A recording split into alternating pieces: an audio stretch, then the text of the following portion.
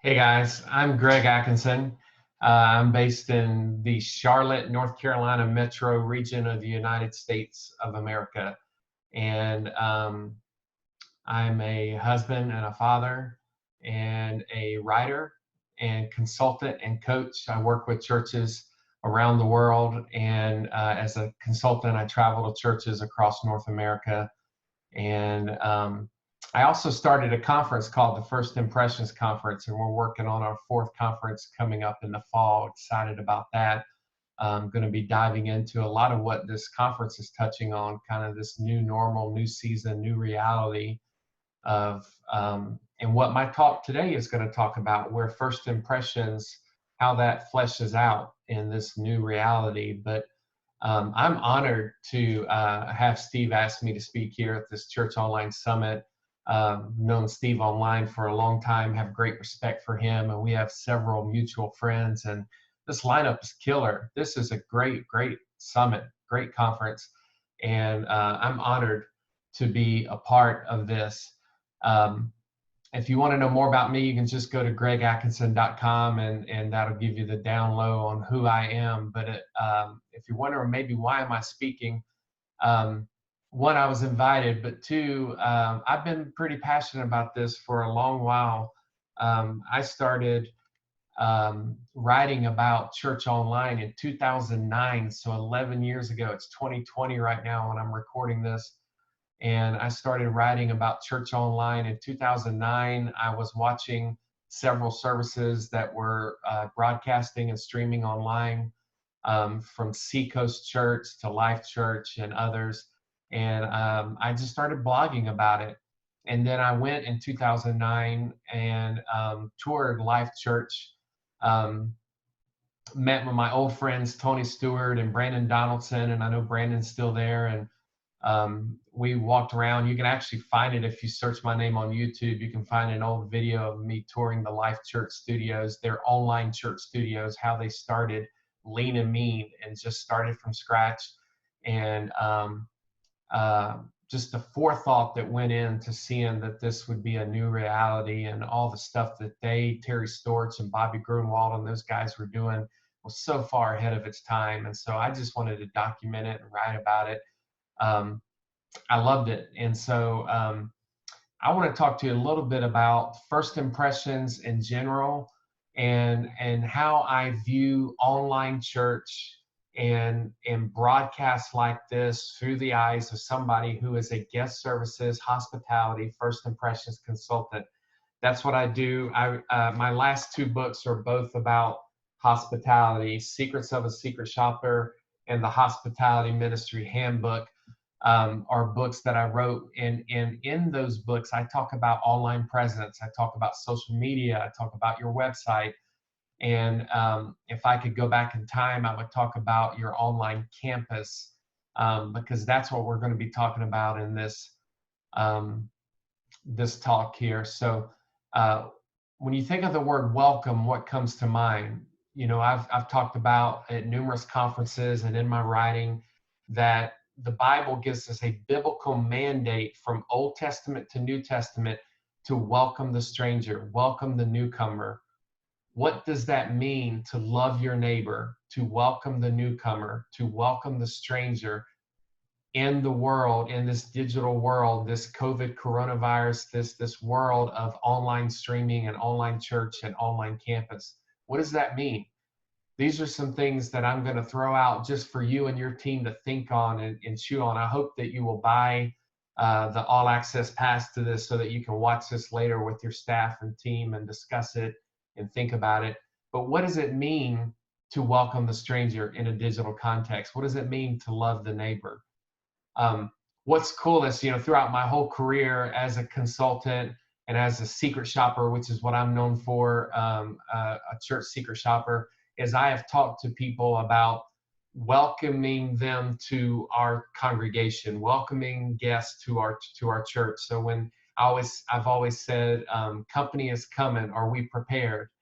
And so when company comes, are we ready? Do we have everything in order? Do we have our game face on, a smile and eye contact? And are we ready to greet people? Every Sunday is somebody's first Sunday.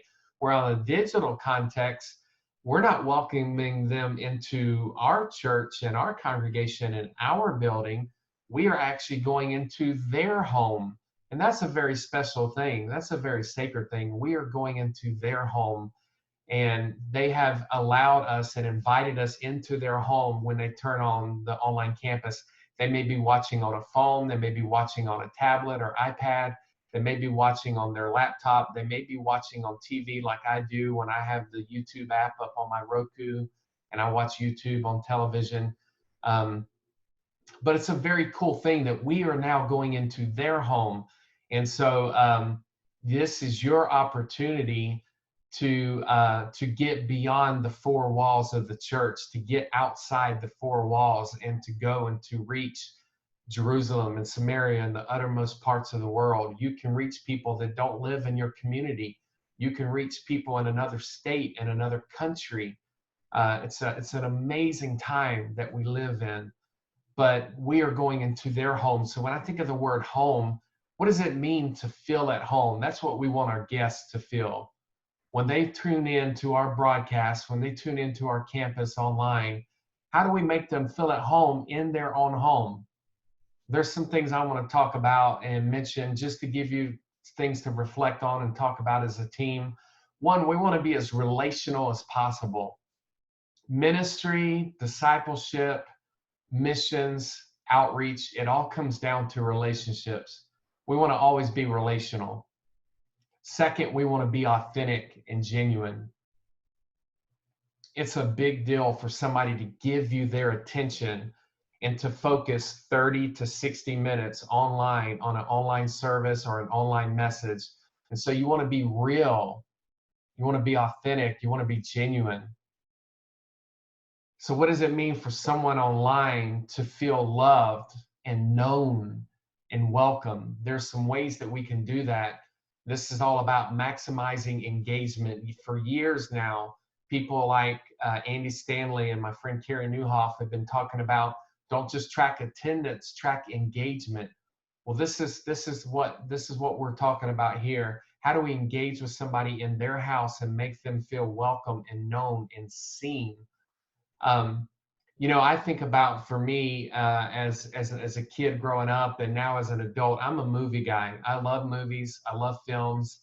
I also love television shows. I love the video medium. I love film. And as a kid, where I grew up, I'm 44 years old here in the United States. If you're around my age, we grew up with Mr. Rogers talking to the camera, saying, "Hey, neighbor. Hey, friend. Welcome. I'm so glad you're here." We grew up with Sesame Street. "Hey, neighbor. Hey, friend. Welcome. We're so glad you're here," talking to us, looking to us, inviting themselves into our home, and that experience of breaking the fourth wall. It's a film term, and something that I have loved my entire life. I remember being a teenager and loving the movie License to Drive with Corey Haim and Corey Feldman, and they would turn and Corey would look at the camera and he would talk to the audience. He would break the fourth wall. I've always loved that. Even as a teenager watching Saved by the Bell, Zach Morris would break the fourth wall and he would talk to the audience.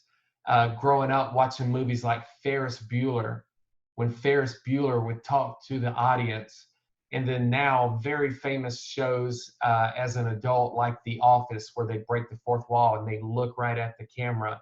Or House of Cards, where Kevin Spacey talks right to the camera.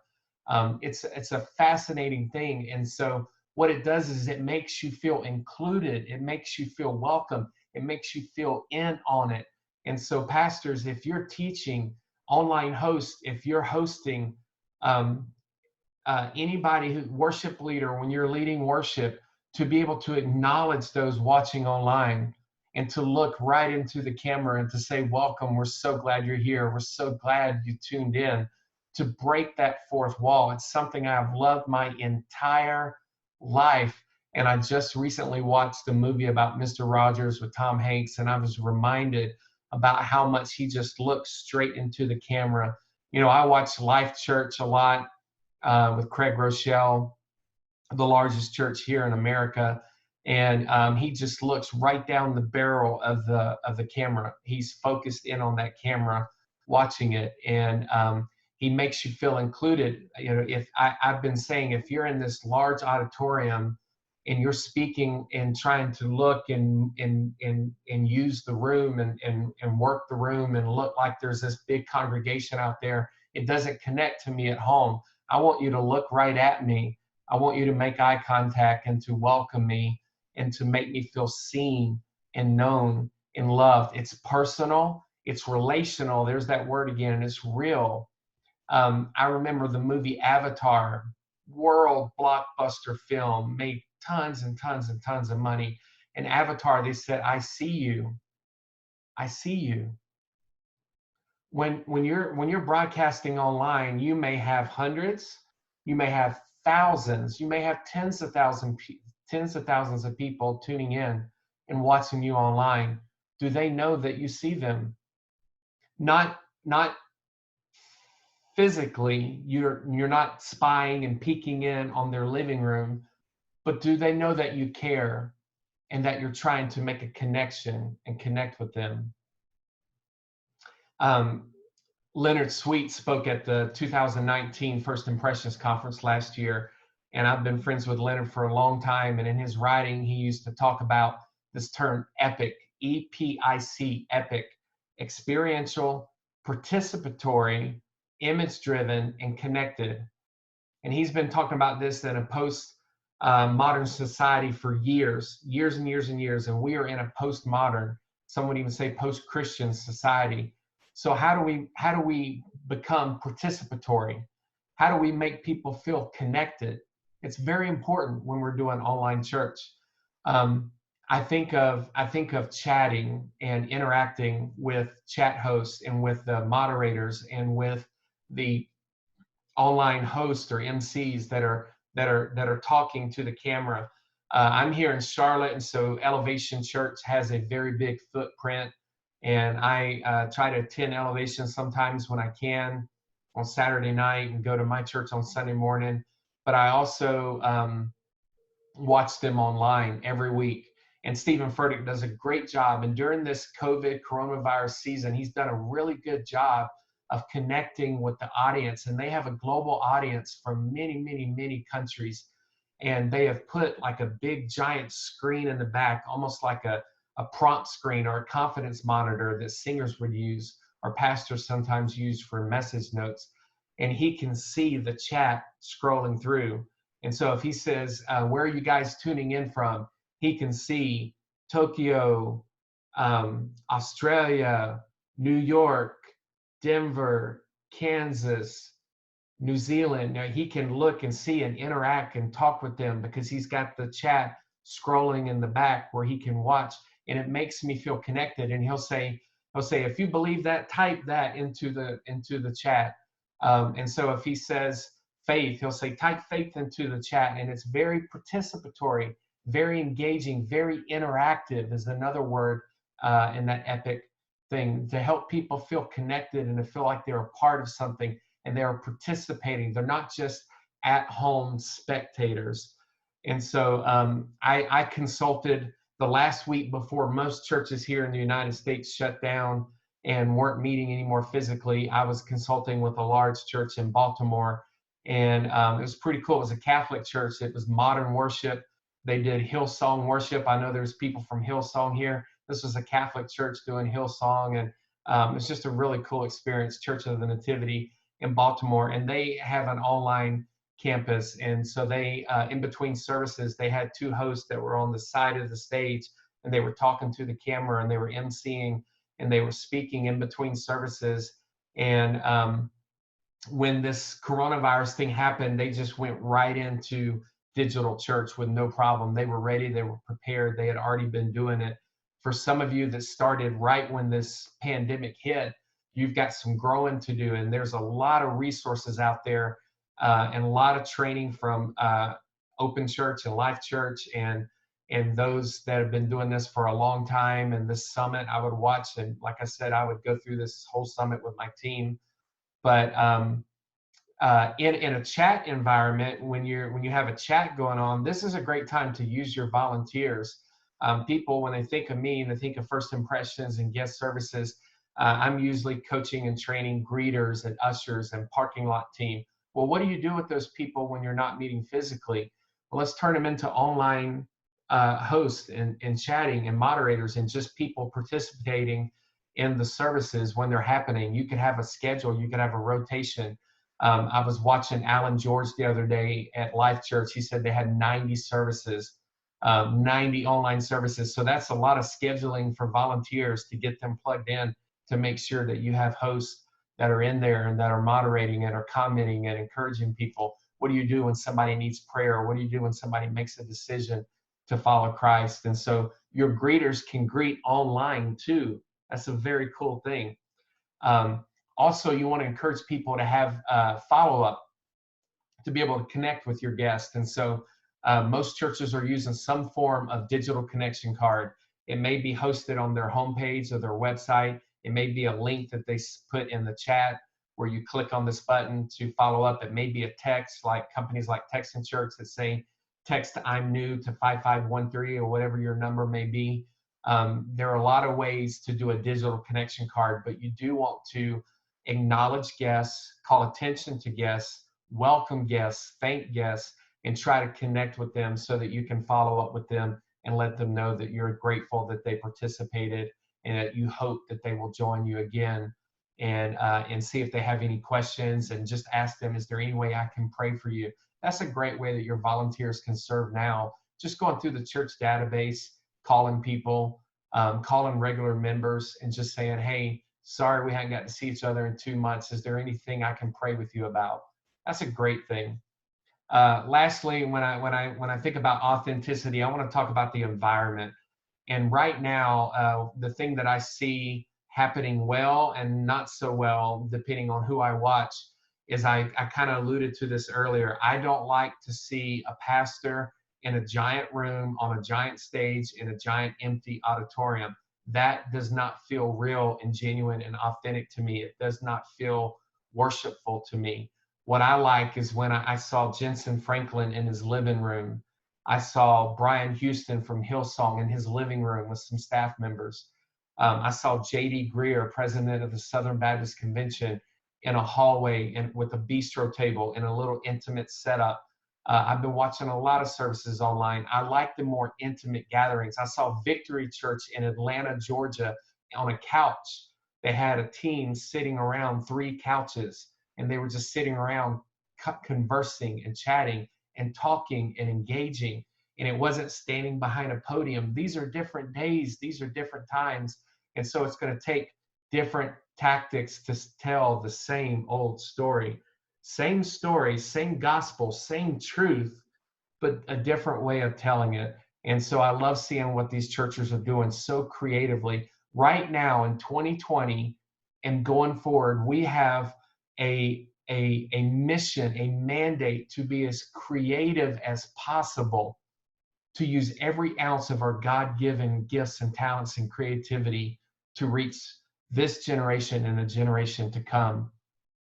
Pastors, what this means is going forward, when you come back, when we finally get to meet together again physically, it'll happen eventually. It could be 2020, it could be 2021, it could be 2022 before there's a vaccine in some states and countries feel comfortable. I don't know. I'm not in government and I'm not a scientist. What I do know is one day, Lord willing, we will gather together again. And what does that mean? Well, my friend Jeff Reed talks about phygital, both physical and digital. We are in a both and world from now on. There's no going back. You can't shelve your online campus. You can't shelf this online church. You have to continue to include that audience. Some people, it may be months before they feel comfortable walking back through the doors. They may be a core member of your church. They may be a leader. They may be a volunteer.